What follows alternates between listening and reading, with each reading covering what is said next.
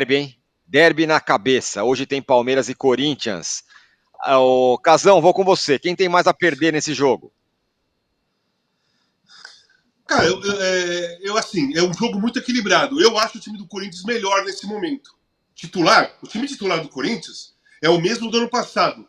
Né? Então eu acho que o Corinthians está entrando num momento igual o Palmeiras entrou 4 anos atrás, quando trouxe o Abel e manteve o Abel e o time foi ficando o mesmo e começou a ganhar títulos. Né?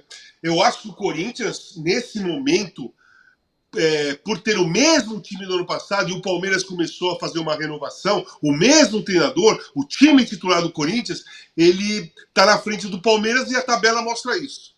Né? A tabela mostra isso. Mas, lá no Allianz Parque, e com a rivalidade que tem, o jogo fica igual. Mas em relação a quem tem mais a perder, eu acho que é o Corinthians, porque já perdeu do São Paulo. Se perder do Palmeiras, vão ser 2 derrotas em 2 clássicos. E aí começa a ter aquele peso que o Corinthians teve nos últimos anos, que é ganhar poucos clássicos. O Corinthians ganhou do Palmeiras no último clássico do ano passado. Mas antes, lá no Campeonato Paulista, e com o Vitor Pereira, não conseguia ganhar clássicos também. Antes, lá atrás. Então, essa questão de ter perdido para o São Paulo tem um peso para o Corinthians hoje. O empate, por exemplo, deixa o Corinthians... não atrapalha tanto, mas deixa o Corinthians com muita fome de atropelar o Santos na outra quarta-feira. Né? Porque aí vão ser 2 clássicos, perdeu para o São Paulo, um empate com o Palmeiras, o último clássico é semana que vem. Da primeira fase. Então, o Corinthians se encontra numa situação ótima no campeonato, excelente, é a melhor campanha. Mas nessa questão dos clássicos, pode entrar numa linha aí que pode prejudicar o emocional dos jogadores, sabe? Que pode começar a ter uma certa cobrança por clássicos. A imprensa vai falar muito isso, né? Vai falar muito isso, sobre isso. A torcida também começa a ficar, caramba, 2 derrotas, ou um empate, uma derrota, sabe? Então, pro Corinthians, o Corinthians tem muito a perder com uma derrota hoje. O que você acha, Arnaldo?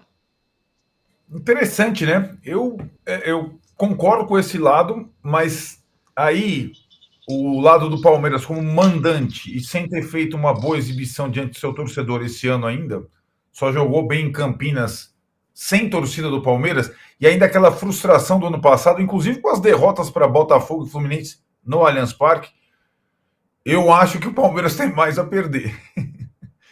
E tem aquela questão, né, do clássico paulista, da torcida única, do mando, da responsabilidade de quem manda, que também pesa, né? Então é interessante porque são jogos acima do campeonato.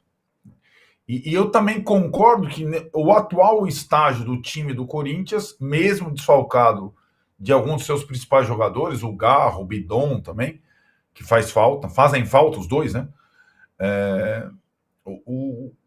Eu acho que o Palmeiras tem a obrigação, digamos assim, diante da sua torcida, de tomar a iniciativa e tentar vencer.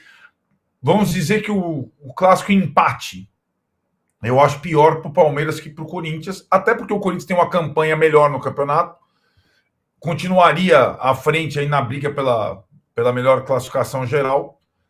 Então, na minha opinião, por conta de estar diante da sua torcida única no estádio, o Palmeiras tem mais a perder se não conseguir os 3 pontos hoje, na minha avaliação.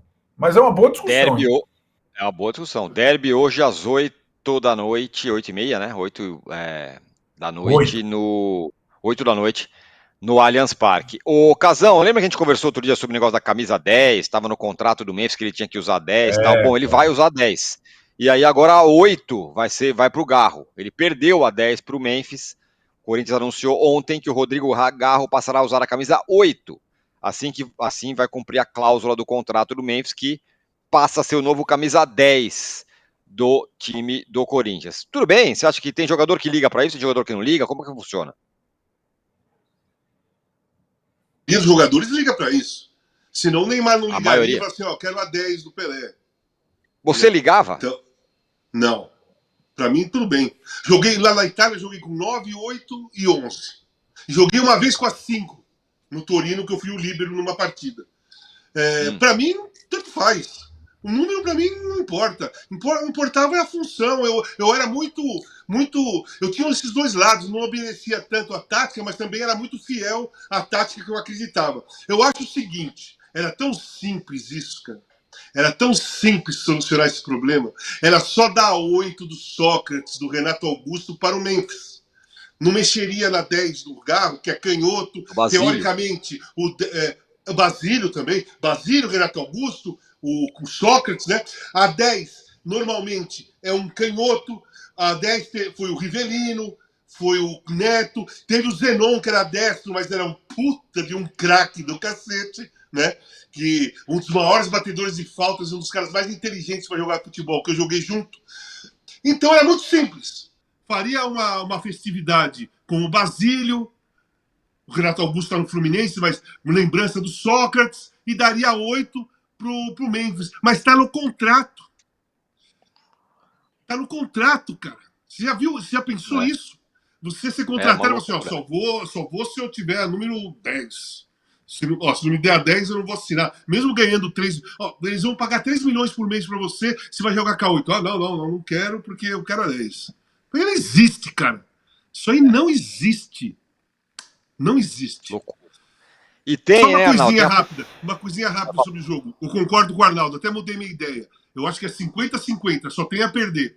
Os dois têm tudo a perder numa derrota. Mas eu acho o time do Corinthians melhor nesse momento e favorito ao jogo.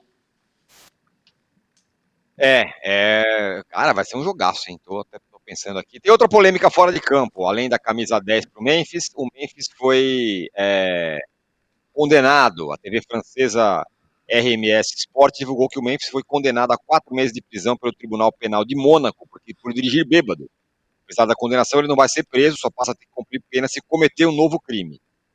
O Memphis se pronunciou no Instagram falando o seguinte: eu gostaria de vir aqui e me desculpar. No último verão, durante as minhas férias em Mônaco, eu cometi um erro e decidi dirigir para casa após tomar algumas bebidas em um restaurante. Eu deveria ter pego um táxi, mas não fiz e gostaria de me desculpar e assumir total responsabilidade pela minha ação.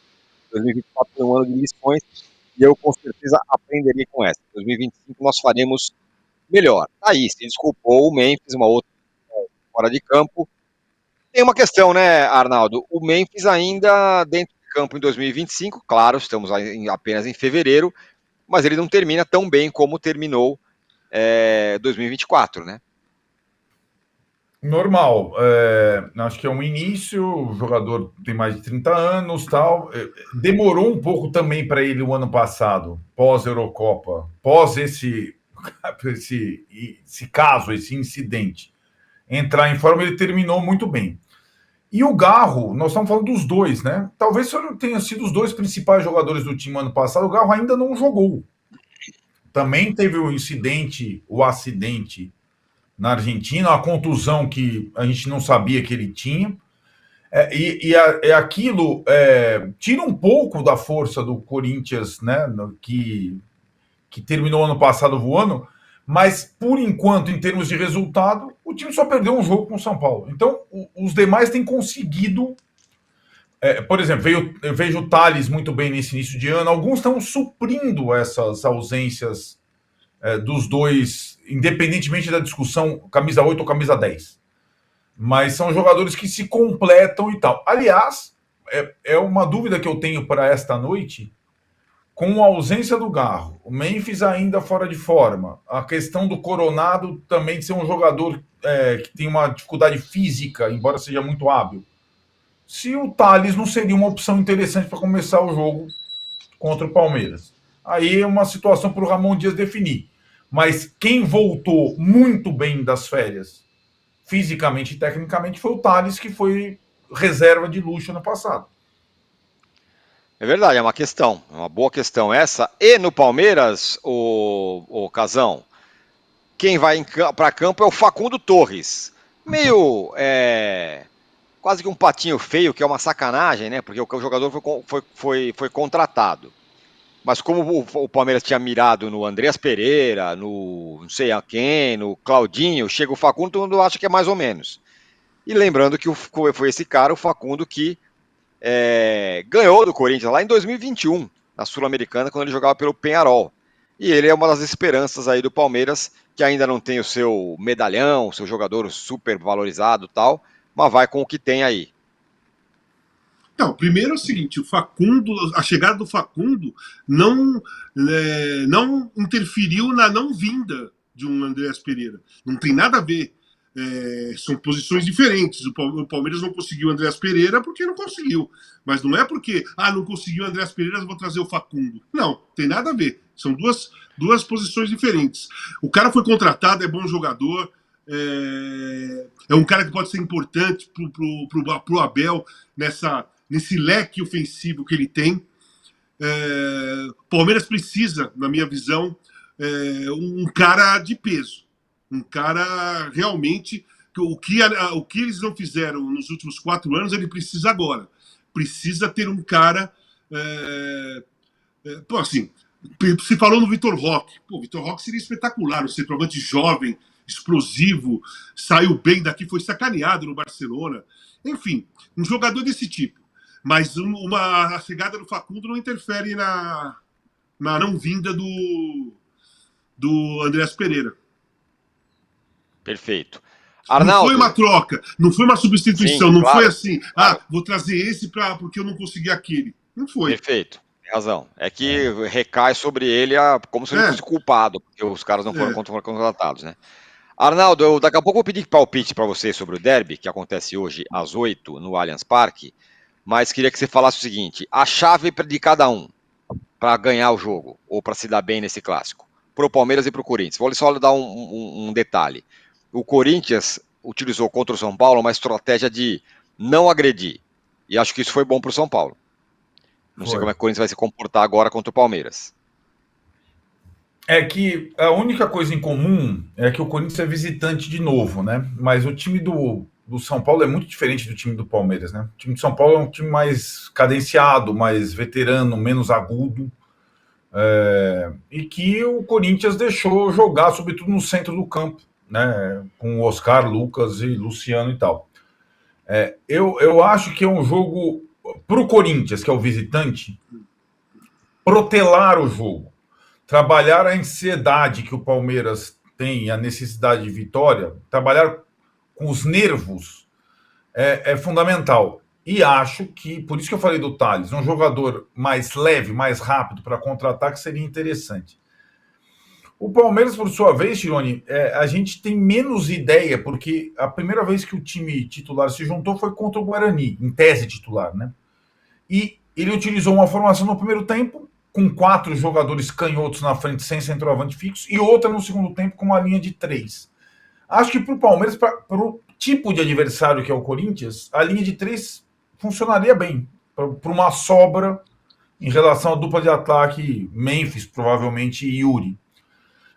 Mas acho que o Palmeiras tem que tomar a iniciativa, tentar fazer aquela pressão que faz em casa normalmente no início dos jogos, para sair na frente e aí comandar o jogo como mandante, né? Não tenho, acho que, uma receita cirúrgica para cada um, mas eu vejo a pressa do lado do Palmeiras e o Corinthians com mais podendo administrar o jogo com mais calma, inclusive, se for o caso, jogar pelo empate, que eu acho que, além de matematicamente, empate evita crise, evita barulho. Fora de casa, então, ok. Para o Corinthians, o empate ficaria ótimo. Para o Palmeiras, acho que o Palmeiras tem que arriscar para vencer. O que você acha, hein, Casão? Eu acho isso. Acho que, apesar que o Palmeiras é um time que, ultimamente, quando ele agride, ele dá espaço demais atrás. Ele perdeu vários jogos, inclusive contra o Botafogo ano passado, perdendo dessa maneira. Contra o Corinthians, você lembra o jogo contra o Corinthians lá na Arena? Os primeiros 15 minutos, o Palmeiras massacrou. Chutou bola na trave, o Hugo fazendo defesa absurda tal. Depois o Corinthians começou a achar espaço, foi lá e ganhou o jogo. Então o Palmeiras é um time que ele nunca foi preparado para agredir, né? Ele é um time que vai progressivo, assim. Esse Corinthians, que deu certo ano passado, foi muito agressivo, mesmo com 3 volantes, porque o Carrilho, ele é um jogador que sai pro jogo, vai lá na frente e volta, rouba a bola e vai e volta, né? Se jogar Alex Santana é a mesma coisa, tem essa mesma característica. Enfim, o Corinthians é mais agressivo e o Palmeiras costuma dar espaço. Por isso que eu acho o Corinthians favorito, porque o Palmeiras vai ter que sair mais pro jogo. Né? Tá em casa, não vai ficar fechado em casa, vai sair mais pro jogo. Por isso que eu acho o Corinthians favorito. Só posso lembrar uma coisa desse negócio de 10 de 8, que me veio na cabeça agora. Em 70, o São Paulo contratou o Gerson, era o camisa 10 do São Paulo, foi para a Copa do Mundo como jogador do São Paulo, foi tricampeão. Em 71, o Gerson era o camisa 10, já tricampeão. E o São Paulo contratou o Pedro Rocha, camisa 10 do Peñarol, campeão da Libertadores 2, 3 vezes, uma perdeu pro time do Pelé, 10 do Uruguai, que era um timaço, perdeu pro Brasil na semifinal por 3-1, mas começou ganhando e pegou 8. E eu não me lembro de fazer cara feia nem nada. Estamos falando só do Gerson e do Pedro Rocha, meu amigo. Claro que eu não estou comparando nenhum dos dois que eu estou falando com os dois que nós estamos falando hoje. Não dá para comparar, né? Tem uma distância absurda de talento, né? Claro. A gente falou bastante do Neymar aqui, mas... Eu só falei isso porque o Gerson jogou com a 8 na Copa. O Gerson jogou com a 8 na Copa, entendeu? Exatamente. Porque o 10 era um cara lá chamado Pelé, né? Talvez difícil tirar acho que o Zagallo falou assim, a 10 é do Pelé, vocês todos que são 10, vocês resolvem aí, vocês decidem. Exatamente.